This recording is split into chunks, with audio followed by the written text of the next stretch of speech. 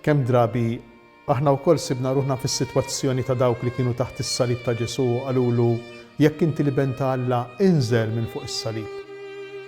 Kemm il-darba aħna bħal Pietru ħassejna li deħlejn fl-jiebes tal-ħajja fit-tbatija. U bħal Pietru li l-mulej jednielu ma jkun qatt li dan jgħaddi minn għalik, ma jkun qatt mulej li dan jgħaddi minn għalija. Kemm il-darba sibnija bitqila biex naċċettaw id-tbatija bħala parti mill-esperjenza tal-ħajja tagħna. X'sens fija li tgħid lejt it-tajjeb f'dan iż-żmien li qegħdin ngħixu żmien ta' insikurezza, żmien ta' pandemija. X'sens fija li s-sena wkoll ngħidu lejt it-tajjeb minkejja li ċ-ċelebrazzjoni ta' Ġesu li il-mewt qegħdin nagħmluha fil-magħluq, qegħdin nagħmluha b'mod ristrett, mhux bħalma konna nagħmluha qabel is-sena l-oħra.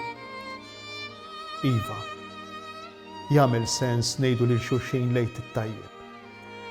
Jista' jkun li din is-sena iktar minn snin oħra il-mulej innifsu qiegħed jistedinna biex niċċelebraw lejt mhux bil-festi soċjali, bil-laqgħat soċjali li nagħmlu permezz tal-proċessjoni tal-ġimgħa l-kbira jew permezz taċ-ċelebrazzjoni kbira tal-festa kbira tal-Lejt.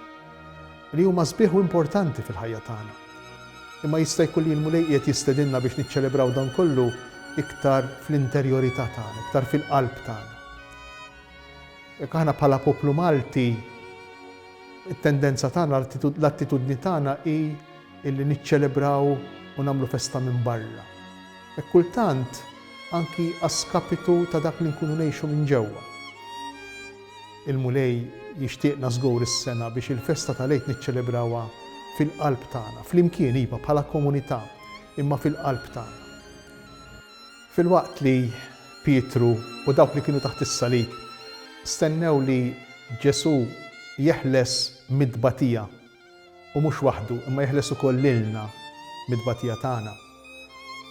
Ġesu jurina li mhux dan hu l-mod kif naffaċċjaw kif ngħixu t-tbatija.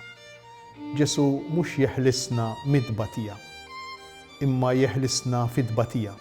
Ġesu mhux jeħlisna mill-mewt, imma jeħlisna fil-mewt, permezz tal-mewt.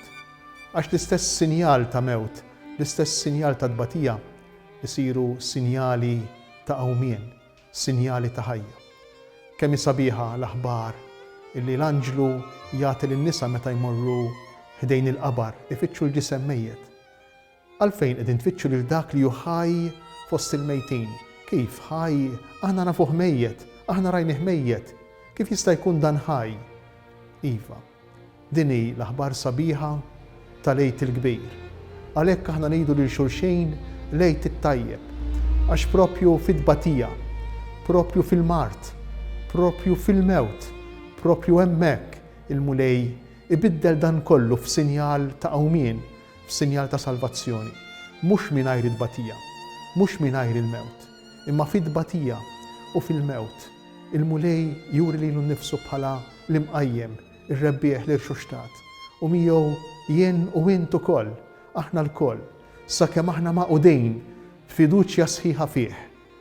U li hu l-imgħallem tagħna, u li hu l-ewwel wieħed li rebaħ fuq il-mewt. Lejt it-tajjeb.